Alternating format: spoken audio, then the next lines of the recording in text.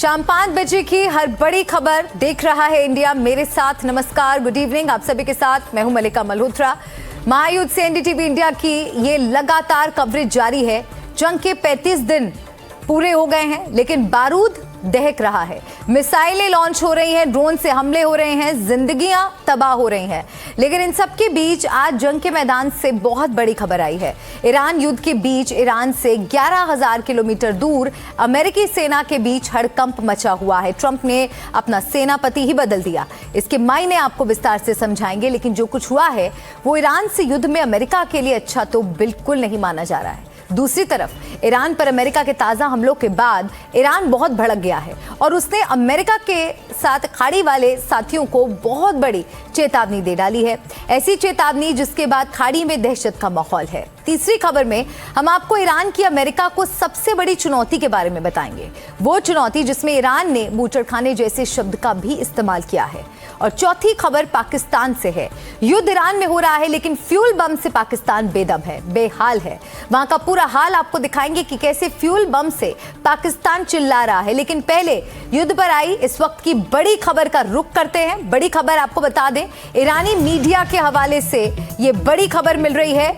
Iran में US pilot को कब्जे में लिए जाने की खबर सामने आ रही है। फाइटर जेट पर हमले के बाद इजेक्ट हुआ यूएस पायलट। इजेक्ट हुए पायलट ने ईरान की धरती पर लैंड किया। अमेरिका को अपने पायलट के जिंदा होने की जानकारी दी गई। ईरानी सेना से पायलट को निकालने की कोशिश भी की गई। खबरों के मुताबिक ईरानी सेना के कब्जे में है यूएस पायलट। तो ईरानी सीमा से पायलट को निकालने की कोशिश भी की जाएगी। ईरान में यूएस पायलट के पकड़े जाने की ये बहुत बड़ी खबर मिल रही है। ईरानी सीमा से पायलट को निकालने की कोशिश भी देखने को मिल रही है। खबरों के मुताबिक ईरानी सेना के कब्जे में है फिलहाल यूएस पायलट। फाइटर जेट पर हमले के बाद इजेक्ट हुआ यूएस पायलट।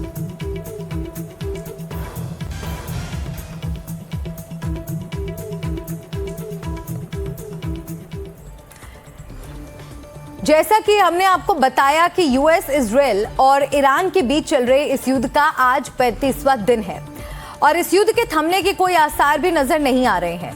ईरान में सबसे बड़े पुल पर हमले से लेकर अमेरिका के F-35 विमान के गिरने तक इस जंग की तस्वीरें और भी विध्वंसक होती जा रही हैं। जिस तरह से युद्ध में हमले हो रहे हैं, युद्ध के और घातक होने की आशंका गहरा गई है। लेकिन अभी जो तस्वीरें आ रही हैं वो डराने वाली है। जंग का 35वां दिन।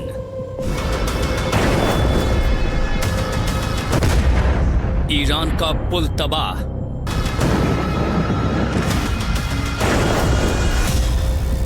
F-35 मार गिराने का दावा।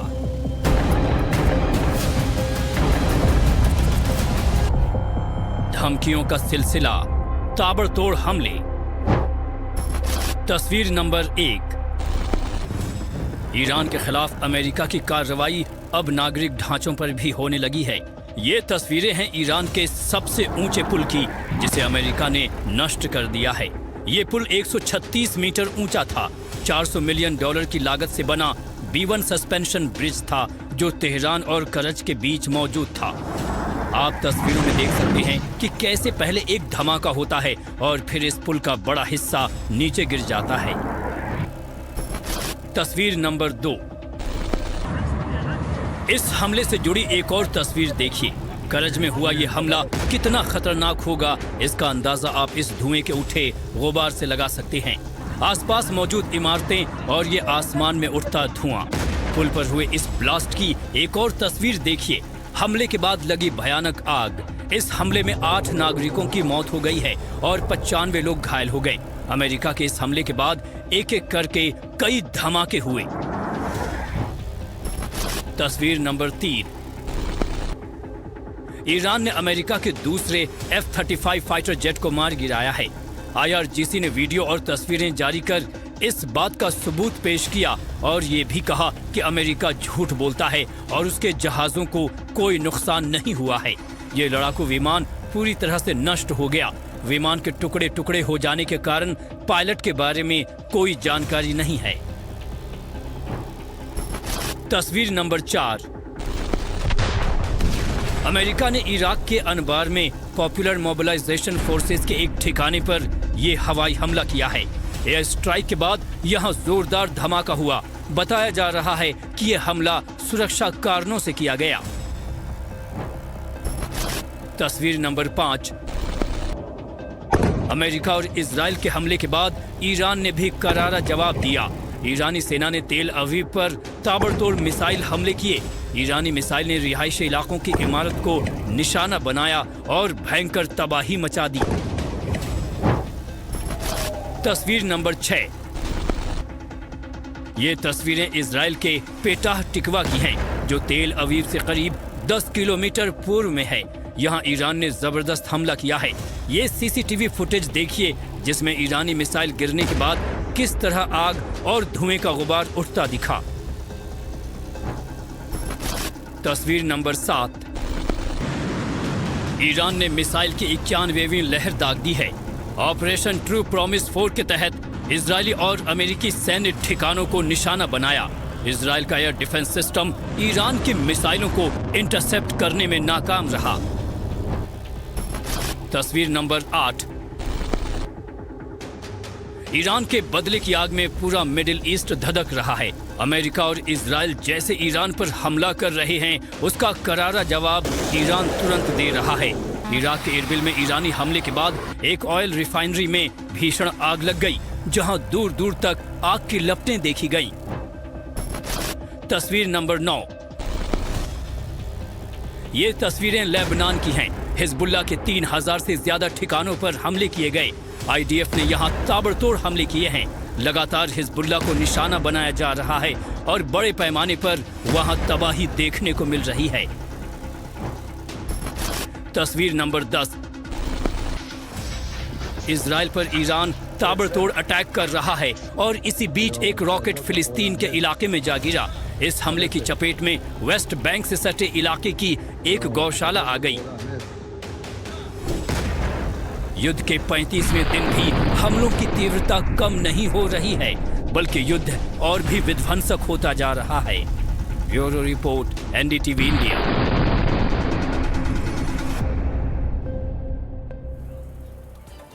आज अमेरिका से बहुत बड़ी खबर आई है, वो खबर जिसे सारी दुनिया कान लगाए सुन रही है, आंखें गड़ाए टीवी पर देख रही है। वो खबर जो ईरान युद्ध में अमेरिका के बैकफुट पर होने के संकेत देती नजर आती है। ऐसे संकेत जो बता रहे हैं कि ईरान युद्ध में अमेरिका खुद को हारा हुआ महसूस करने लगा है। वो संकेत मिले हैं जिसमें अमेरिकी सेना में हुए 3 प्रमुख बदलावों की वजह से हो रहे हैं। युद्ध के बीच ट्रंप ने अपने सेनापति को ही बदल डाला। इसके क्या मायने निकाले जाएं? सेना को कमांड करने वाले प्रमुख अधिकारी को ही रिटायर कर दिया है। ये सामान्य खबर नहीं है। आखिर युद्ध के बीच सेनापति को बदल लेने का मतलब क्या होता है?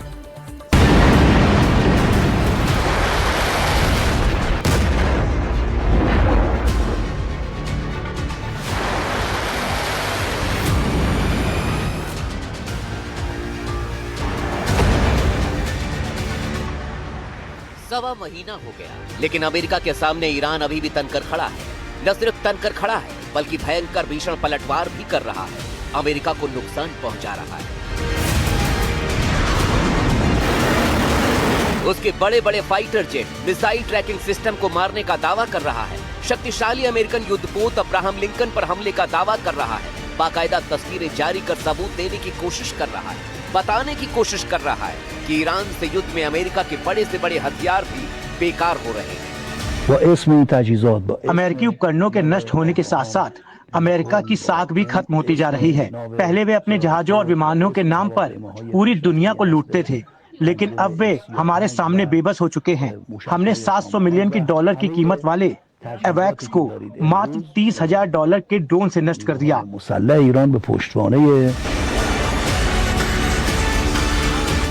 उन्हीं खबरों के बीच ईरान से 11,000 किलोमीटर दूर अमेरिका से बहुत बड़ी खबर आती है कि अमेरिका ने अपना सेनापति ही हटा दिया है। सेनापति यानी थल सेनाध्यक्ष, उसे हटा दिया गया है। सिर्फ सेनाध्यक्ष ही नहीं, बल्कि उसके नीचे के 2 और बड़े रणनीतिक जनरलों को बाहर का रास्ता दिखा दिया गया। ये 3 तस्वीरें देखिए। ये ईरान युद्ध के बीच अमेरिकी सेना में हड़कंप मचाने वाली 3 बड़ी तस्वीरें हैं। इनमें पहले नंबर पर हैं जनरल रैंडी जॉर्ज, जो अमेरिका के सेनापति थे। अमेरिका के वॉर सेक्रेटरी पीटर हेगसेथ ने इनको साफ साफ कह दिया है कि अब आपकी छुट्टी हो गई है, कल से आप काम पर मत आइएगा। ये 2023 में ही अपने पद पर आए थे और 2027 तक इनको काम करना था। दूसरी तस्वीर में जनरल हेविड हॉर्डन है, जो ट्रांसफॉर्मेशन और ट्रेनिंग कमांड के प्रमुख थे। इन्हें भी बोल दिया गया है कि अब आपकी जरूरत नहीं है। ये तय करते थे कि सेना कैसे लड़ेगी और किन हथियारों का इस्तेमाल करेगी। इन्हीं की छुट्टी कर दी गई। और तीसरे नंबर पर हैं major general William Green junior. ये चैपलिन कॉर्प्स के प्रमुख थे, जिनका काम सैनिकों का मनोबल बनाए रखना, उन्हें स्वस्थ रखना था। इन्हें भी हटा दिया गया।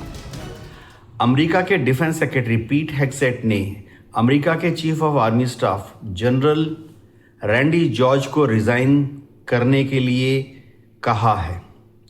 ऐसा करके पिछले एक साल में ट्रंप एडमिनिस्ट्रेशन में 4 जनरल्स को रिजाइन करवा दिया गया है। बहुत बड़ा कारण ये है कि अक्सर अमेरिका के आर्मी, नेवी, एयरफोर्स के जो सीनियर ऑफिसर्स हैं वो डोनाल्ड ट्रंप या पीट हेगसेथ के साथ मिलकर जो गंतव्य करना हो, जो धारणाएं बनानी हो, पॉलिसी स्टेटमेंट बनाती हो, उस पर एकमत नहीं होते हैं। ऐसे में डोनाल्ड ट्रंप जो हैं अपनी जनरल्स की जो एडवाइस है उसको अक्सर इग्नोर करते हैं। इन तीनों का हटाया जाना ईरान युद्ध के लिहाज से दुनिया की सबसे बड़ी खबर है, क्योंकि अभी तो अमेरिका ने बूट्स ऑन ग्राउंड यानी जमीनी ऑपरेशन शुरू भी नहीं किया है। उससे पहले ही सेना के अधिकारियों को हटा दिया गया।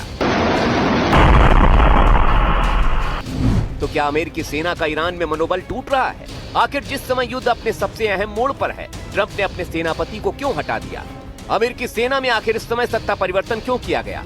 क्या अमेरिकी सेना के अंदर संतोष भड़क रहा है? क्या अधिकारी ईरान युद्ध का विरोध कर रहे हैं? ऐसी कई तमाम अहम सवाल जो अमेरिका के प्रमुख सेना के अधिकारियों को हटाए जाने के बाद उठ रहे। हालांकि उनके सेनापति को बदला जाना इस मोमेंट पर अमेरिका के लिए रूटीन है। उनका कहना है कि ईरान की जंग से इसका कोई लेना देना नहीं, लेकिन जंग के बीच में अगर सेनापति बदला जाए तो वो सामान्य स्थिति नहीं हो सकती। जानकार क्या मानते हैं वो भी सुनना चाहिए। ईरान को इस युद्ध में रशिया की तरफ से बड़ी मदद मिली है। उसने जो F-35 अमेरिका का कॉम्बैट एयरक्राफ्ट गिराया है, उसके लिए उसको एक छोटा सरफेस टू एयर मिसाइल ऐसा दिया गया जो 6-7 किलोमीटर की रेंज में और 500 किलोमीटर के एल्टीट्यूड के ऊपर जब दुश्मन का एयरक्राफ्ट आ जाता है तब उसमें रेडिएशन नहीं होता, रडार नहीं होता, लेकिन उसमें इंफ्रारेड डिवाइस होती है जो उस एयरक्राफ्ट की हीट को सेंस करके उसको अटैक करती है। ऐसे ही उसने उसके MQ-9 रीपर ड्रोन जो 30 करोड़ का है उसे अपने 18 लाख के शाहिद ड्रोन 136 से मारा। यानी कि ये लगता है कि ईरान के पास कुछ ना कुछ तो टेक्निक खुद की या दूसरे देशों से खास आ गई है और अमेरिका के हथियारों का क्रेज खत्म हो रहा है। दुनिया भर में भी ट्रंप प्रशासन के इस कदम की आलोचना हो रही है। इसे सामान्य नहीं माना जा रहा। नेटो सहयोगियों और यूरोपीय देशों में इसे अमेरिकी सैन्य नेतृत्व की अस्थिरता के संकेत के तौर पर देखा जा रहा है। वहीं चीन, रूस और ईरान समर्थक मीडिया इसे पेंटागन के भीतर फूट और ट्रंप प्रशासन की कमजोरी के तौर पर देख रहा है। पूरे बदलाव के पीछे माना जा रहा है कि शायद ट्रंप प्रशासन के ये अधिकारी ईरान युद्ध पर ट्रंप प्रशासन से सहमत नहीं थे। उनके बीच असहमति रही होगी और इसीलिए ये सब कुछ हुआ। रिपोर्ट्स के अनुसार हेगसेथ का मानना है कि अमेरिका के सैन्य नेतृत्व का विचार जो है डोनाल्ड ट्रंप की राजनीति के साथ तालमेल नहीं खा रहे थे, क्योंकि एक तरफ जहां पे वेस्ट एशिया में और फौज भेजने की बात हो रही है, बूट्स ऑन ग्राउंड की बात की जा रही है, उसी दौरान सेनापति को हटाया जाना एक सामान्य बात नहीं है। कहीं ऐसा तो नहीं सेनापति जंग के फेवर में नहीं था? नहीं, एक बात तो तय है कि सेनापति नहीं चाहता था कि जंग को घसीटा जाए, क्योंकि डोनाल्ड ट्रंप की जंग को लेकर कई देश में सवाल उठ रहे हैं।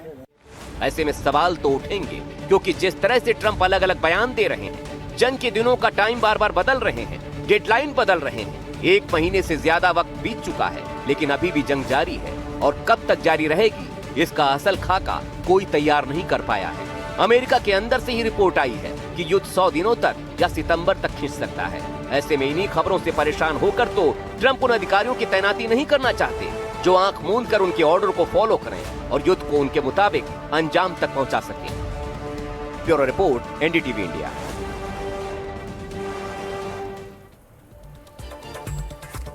पश्चिम एशिया में बीते 1 महीने से ज्यादा समय से जंग जारी है और ये जंग अब पल पल बदल रही है और ये युद्ध में अब बदलती दिख रही है। अमेरिका ने ईरान के सबसे ऊंचे पुल को हमले में गिरा दिया। इस हमले में 8 लोगों की मौत हो गई और 95 लोग घायल हो गए। लेकिन ईरान के पुल पर हुए इस हमले ने खाड़ी देशों को डरा दिया है, क्योंकि इस पुल पर हमले के बदले में ईरान ने खाड़ी देशों के 8 पुलों को टारगेट करने की धमकी दी है।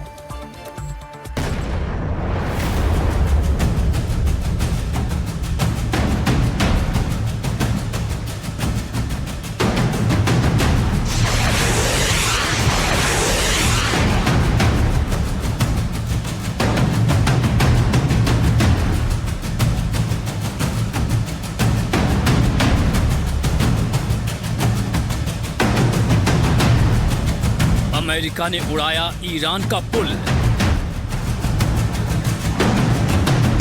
ईरान ने 8 पुल उड़ाने की दी धमकी। ईरान के गुस्से से डरे खाड़ी देश। ईरान देगा 8 गुना बड़ा जवाब।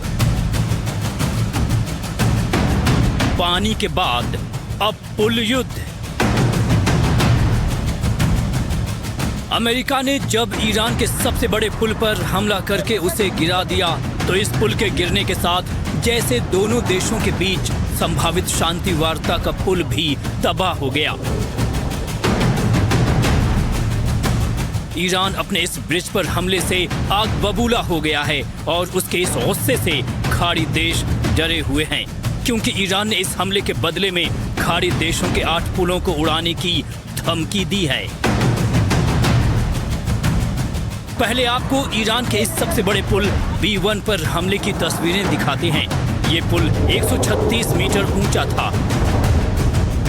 $400 मिलियन की लागत से बना B1 सस्पेंशन ब्रिज था जो तेहरान और करज के बीच मौजूद था।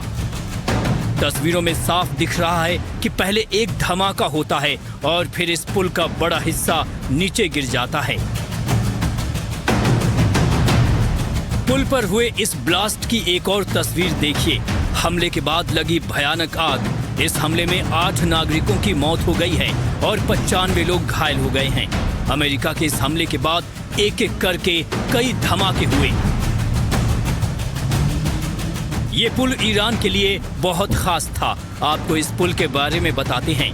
ये पश्चिम एशिया का सबसे ऊंचा पुल था। इस पुल की ऊंचाई लगभग 136 मीटर थी और इस पुल की लंबाई 1000 मीटर के करीब। ये पुल तेहरान को कराज शहर से जोड़ता था। $400 मिलियन की लागत से ये पुल बना था और ईरान के लिए बहुत ही महत्वपूर्ण था।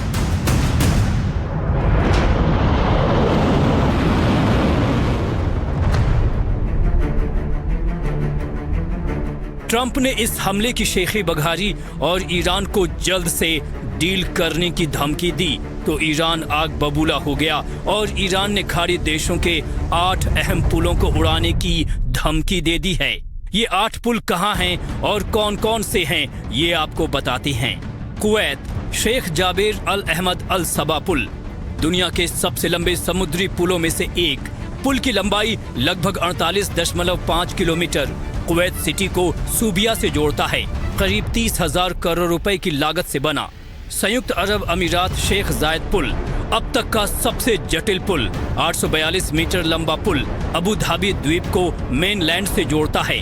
$300 मिलियन की लागत से बना। संयुक्त अरब अमीरात अल मक्ता पुल सबसे ऐतिहासिक बुनियादी ढांचों में से एक। पुराने और नए अबू धाबी के बीच इसका निर्माण 1968 में हुआ था। संयुक्त अरब अमीरात शेख खलीफा पुल यूएई के सबसे विशाल पुलों में से एक। 1.5 किलोमीटर लंबा पुल अबू धाबी के मुख्य शहर को सादियात द्वीप से जोड़ता है। किंग फहद काजवे पुल सऊदी अरब को बहरीन से जोड़ता है। 25 किलोमीटर लंबा विशाल पुल सऊदी अरब बहरीन के बीच आर्थिक जीवन रेखा। Jordan King Hussein Bridge Jordan और वेस्ट बैंक को जोड़ता है। दुनिया के सबसे निचले पुलों में से एक। ये पुल जॉर्डन नदी पर बना है। जॉर्डन वेस्ट बैंक की अर्थव्यवस्था के लिए रीढ़ की हड्डी। जॉर्डन दामिया ब्रिज जॉर्डन नदी पर बने सबसे पुराने पुलों में से एक। नाब्लस और अम्मान को जोड़ता है। माल ढुलाई के लिए खास वैकल्पिक मार्ग। जॉर्डन अपडाउन ब्रिज, जॉर्डन का एकमात्र केबल स्टेयर्ड ब्रिज, अनोखा वाई आकार का डिजाइन। इसकी लंबाई लगभग 425 मीटर है। उसके बाद ईरान की तरफ से एक जवाबी मैसेज आया जिसमें उन्होंने कहा कि 8 जो पुल हैं जो इजराइल में है, जॉर्डन में है और गल्फ कंट्री में है, वो ईरान के निशाने पर हैं और ईरान उन पुलों को गिरा देगा। हालांकि ये वॉर क्राइम माना जाता है कि किसी भी शख्स को यहाँ की सिविलियन को टारगेट किया जाए या सिविलियन इंफ्रास्ट्रक्चर को टारगेट किया जाए, लेकिन कहते हैं कि everything is fair in love and war. कुछ ऐसा ही देखने को इस खाड़ी युद्ध में भी मिल रहा है। हमने देखा कि किस तरीके से अमेरिका ने पहले उनके स्कूली बच्चों को मारा, पिछले दिनों उनने एक मेडिकल इंस्टीट्यूट को भी तबाह बर्बाद कर दिया और अब इस पुल को गिरा दिया। अमेरिका का कहना है कि ये इंफ्रास्ट्रक्चर जो था आर्मी की मोबिलाइजेशन के लिए इस्तेमाल किया जाता था, आने वाले दिनों में वो पावर प्लांट्स को भी टारगेट करेंगे और कोशिश करेंगे ज्यादा से ज्यादा नुकसान किया जाए, क्योंकि अमेरिका चाहता है कि स्ट्रेट ऑफ हॉर्मुज पे जो ईरान का कब्जा है वो कम हो जाए और वहां से आसानी से जो है शिप की मूवमेंट हो सके, ताकि ऑयल और गैस लेकर वहां से मूवमेंट होगी, जो एनर्जी क्राइसिस है वो बिल्कुल भी ना हो। मात्र 24 घंटे पहले ही डोनाल्ड ट्रंप ने अपने 20 मिनट के भाषण में यह कहा था कि वह ईरान को पाषाण युग में पहुंचा देंगे, यानी स्टोन एज में भेज देंगे। अब वह लगातार ईरान के सिविलियन इंफ्रास्ट्रक्चर पर हमला कर रहे हैं। इसी के तहत उन्होंने ईरान के सबसे बड़े पुल B1 पुल पर निशाना बांधकर उसको तोड़ दिया है। बदले में अब ईरान भी कह रहा है कि पश्चिम एशिया में जहां जहां अमेरिका ने इंफ्रास्ट्रक्चर बनाए हैं, सड़कें, पुल, ब्रिजेस का निर्माण किया है, अब ईरान भी उनको अपनी मिसाइलें दागकर ध्वस्त कर देगा।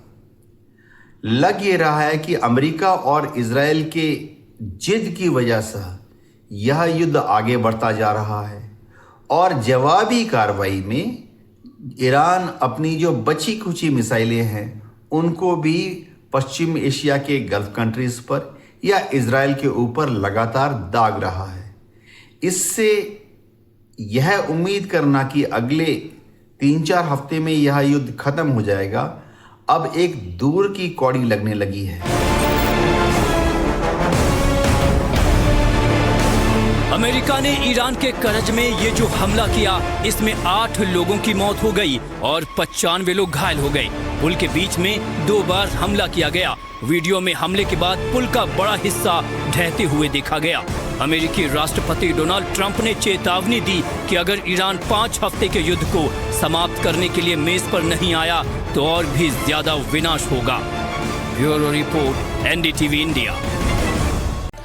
देख रहा है इंडिया में। ब्रेक के बाद एक बार फिर से आपका स्वागत है और महायुद्ध से जुड़ी एक बड़ी खबर आपको बता दें। ईरान के हमलों की 92वीं लहर, अमेरिकी फाइटर जेट गिराने का ईरान का दावा, एक अमेरिकी पायलट के ईरान के कब्जे में होने की खबर।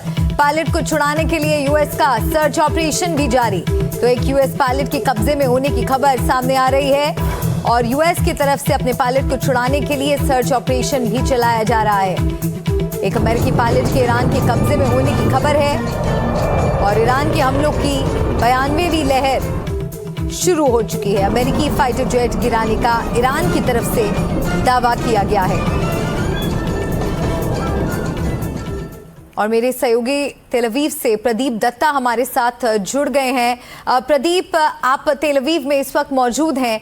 इस युद्ध को 1 महीने से ऊपर का वक्त बीत चुका है और दोनों ही तरफ से जबरदस्त हमले हो रहे हैं। जमीन पर आप फिलहाल क्या हालात देख रहे हैं और लोगों की स्थिति इस वक्त कैसी है वहां?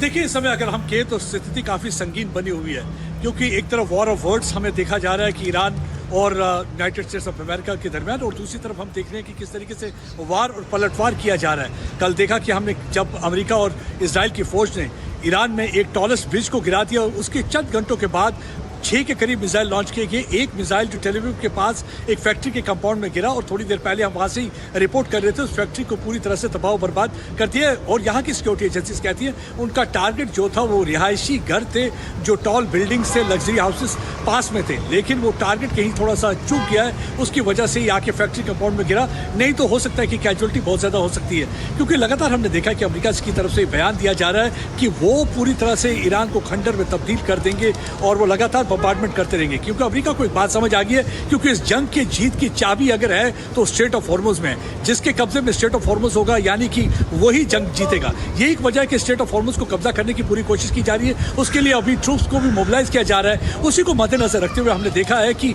ईरान ने भी वहां से पलटवार किया और उनकी तरफ से वार्निंग आई है। उन्होंने कहा कि आपने हमारा पुल गिराया, आपके 8 पुल जो गल्फ खाड़ी के मुल्कों में है, जॉर्डन की बात करें, कुवैत की बात करें, बहरीन की बात करें, सऊदी अरब की बात करें, तो वो 8 पुल जो है हमारे निशाने पर है। हम किसी भी वक्त उन पुलों को गिरा सकते हैं। पूरी धमकी उनकी तरफ से दी जा रही है। हालात यहाँ पे आने वाले 3 हफ्ते बहुत ही क्रिटिकल माने जाते हैं, क्योंकि देखा जाएगा, क्योंकि 6 तक तो सीज फायर का अनाउंसमेंट था। हालांकि सीज फायर सिर्फ कागज पर ही देखने को मिलता है, क्योंकि यहाँ पे सीज फायर नाम की कोई चीज भी नजर नहीं आ रही। वही ईरान की तरफ से भी पलटवार हो रहा है, अमेरिका और इजराइल की तरफ से भी हम देख रहे हैं कि ईरान में पर हमले जारी हैं। लेकिन 6 तक फिर भी उम्मीद है कि हो सकता है कि कम तरीके से वहां पे हमले किए जाएं।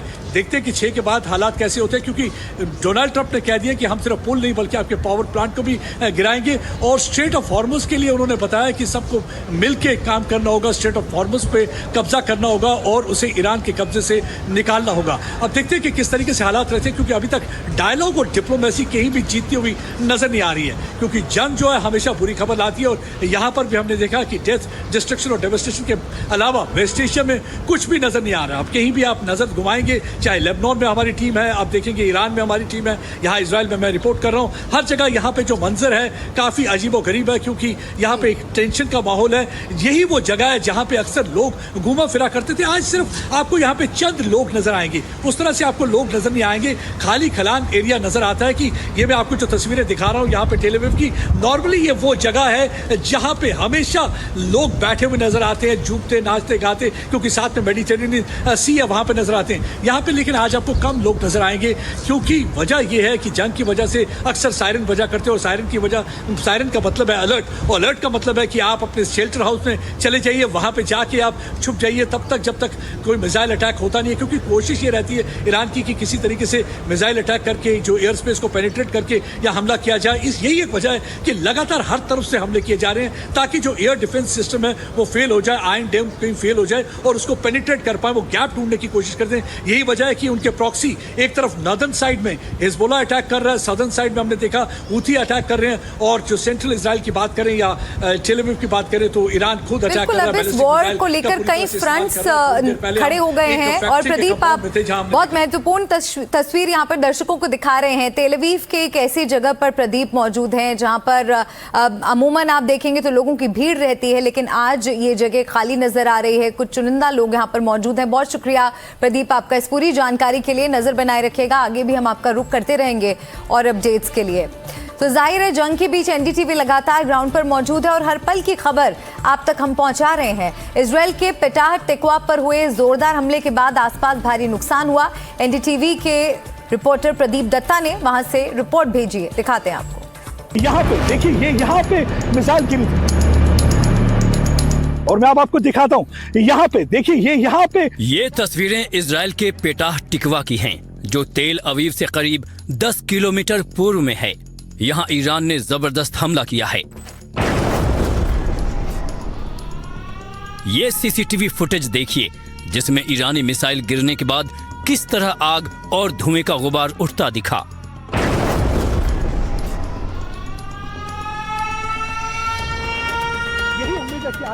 एनडीटीवी इजराइल के इसी इलाके में पहुंचा जहां ये हमला हुआ था। मैं अभी भी उसी जगह पर हूँ, पेटाह तिक्वा एरिया में, और आप मेरे पीछे देख सकते हैं इस फैक्ट्री की हालत, जो कि आपने रिपोर्ट में भी देखी होगी, पूरी तरह से तबाह बर्बाद हो चुकी है। और आप देख सकते हैं कि किस तरीके से यहाँ पे मशीनें भी पूरी तरह से जलकर राख हो चुकी हैं।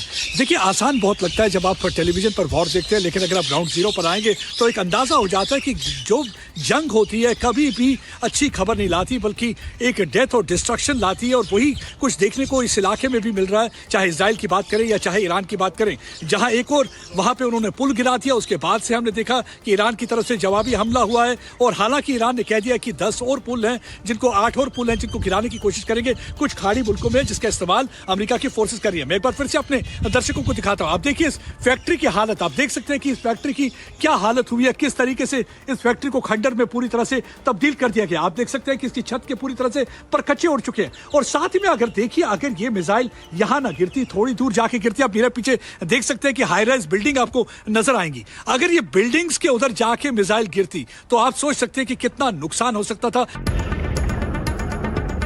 अमेरिका ने साफ चेतावनी दी है कि वो ईरान को खंडहर में तब्दील कर देंगे और इन धमकियों के जवाब में ईरान लगातार इजराइल और अमेरिकी सैन्य ठिकानों को निशाना बना रहा है। इजराइल के पेटाह टिकवा में हुए हमले में काफी नुकसान हुआ है।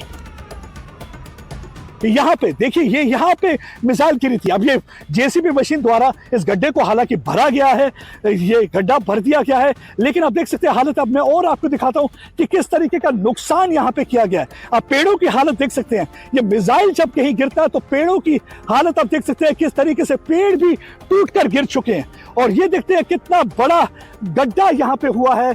इसकी वजह से आप देख सकते हैं ये कंपाउंड में जब मिसाइल गिरी है कितना बड़ा गड्ढा। और अगर आप सोचते कि अगर ये डायरेक्टली मिसाइल इस फैक्ट्री को हिट करती तो मेरे ख्याल से यहाँ कुछ दिखाने को भी बचता नहीं, क्योंकि जहां जहां मिसाइल गिरती है पूरी तरह से तबाही और बर्बादी कर देती है। और आप देख सकते हैं जंग कभी भी कोई अच्छी खबर नहीं लाती, वो तबाह और बर्बादी लाती है। यही उम्मीद है कि आने वाले दिनों में डिप्लोमेसी और डायलॉग कुछ काम आए और हो सकता है कि ये जंग कहीं खत्म हो, लेकिन फिलहाल इसके आसार नजर नहीं आते, क्योंकि दोनों ने तेवर तेज कर दिए हैं और वो चाहते हैं कि एक दूसरे पर हमला करना। अब देखिए किस तरीके से, एक बार फिर से मैं आपको ये दिखाता हूं, मैं अपने दर्शकों को दिखाता हूं। घर पे बैठकर आपने जरूर मिसाइल की बातें सुनी होगी, लेकिन अगर आप ग्राउंड जीरो पर आएंगे तो ऐसे दृश्य आपको देखने को मिलेंगे, तबाही और बर्बादी के दृश्य देखने को मिलेंगे। यही हालत लेबनान में दिखती है, यही हालत यहाँ दिखती है, जहां एक तरफ ईरान लगातार सेंट्रल इजराइल, तेल अवीव, हाइफा को निशाना बना रहा है, दूसरी तरफ वही अपने प्रॉक्सीज यानी कि हिजबुल्लाह का इस्तेमाल कर रहा है वहां पे नॉर्दर्न इसराइल में टारगेट करने के लिए, और दूसरी तरफ हूती का इस्तेमाल कर रहा है सदर्न इसराइल को टारगेट करने के लिए, दक्षिणी हिस्से को टारगेट करने के लिए। यानी चारों तरफ से इसराइल को टारगेट करने की कोशिश की जा रही है। लेकिन आप देख सकते हैं कि ईरान को भी उसका खमियाजा भुगतना पड़ेगा। आप देखेंगे कि आने वाले जो कुछ चंद घंटे हैं इसकी जवाबी कार्रवाई अमेरिका और इजराइल की तरफ से कैसे होती है। प्रदीप दत्ता, एनडीटीवी इंडिया के लिए।